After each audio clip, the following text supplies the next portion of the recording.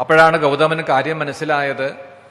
ആ മകൻ ഇതുവരെ ഈ ആലോചിച്ചുകൊണ്ട്, ചിന്തിച്ചുകൊണ്ട് എന്താണ് ധർമ്മം, ഇവിടെ എന്താണ് പ്രവർത്തിക്കേണ്ടത് എന്ന് ആലോചിച്ചതിനാൽ താൻ പെട്ടെന്നുണ്ടായ കോപം കൊണ്ട് നിർദ്ദേശിച്ച കാര്യം ചെയ്തിട്ടില്ല. ആ മകന്റെ പിന്നിൽ തൻ്റെ പത്നി നിൽക്കണുണ്ട്, അഹല്യയും നിൽക്കണുണ്ട്. അപ്പൊ അദ്ദേഹത്തിന് വലിയ സന്തോഷമായി എന്നാണ്. അപ്പൊ ഗൗതമൻ ആലോചിക്കുകയാണ്, പെട്ടെന്നുണ്ടായ ദേഷ്യത്തിൽ മകനോട് അമ്മയെ കൊല്ലാൻ പറഞ്ഞിട്ട് പോയതാണ്. ഒരുപക്ഷെ ആ അച്ഛന്റെ കൽപ്പന അനുസരിക്കുന്നു മകനെങ്കിൽ എന്താവുമായിരുന്നു?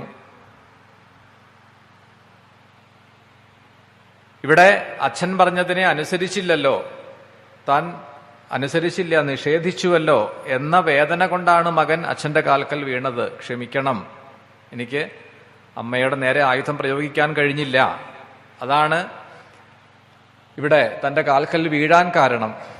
അപ്പോൾ മകനെ ആശ്വസിപ്പിച്ചുകൊണ്ട് പറഞ്ഞു, നീ ദീർഘായുസ്സായിട്ടിരിക്കട്ടെ, നീ ചിരകാരിയായി ചിരകാലം വസിക്കാൻ അനുഗ്രഹിക്കുന്നു എന്നാണ്.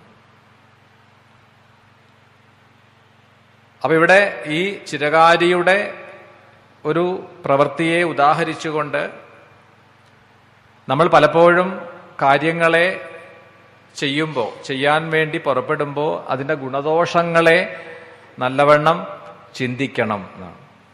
അത് മറ്റാർക്കെങ്കിലും ദ്രോഹമുണ്ടാക്കുമോ, ദോഷമുണ്ടാക്കുമോ, അങ്ങനെ ആലോചിച്ചുകൊണ്ട് വേണം ചെയ്യുവാൻ.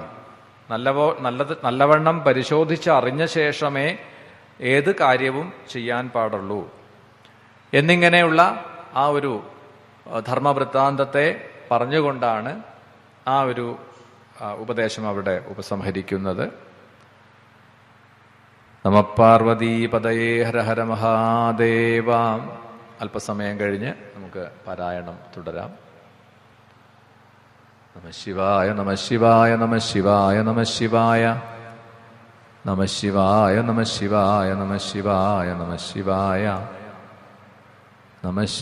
നമഃ ശിവായ നമഃ ശിവായ നമഃ ശിവായ നമഃ ശിവായ നമഃ ശിവായ നമഃ ശിവായ നമഃ ശിവായ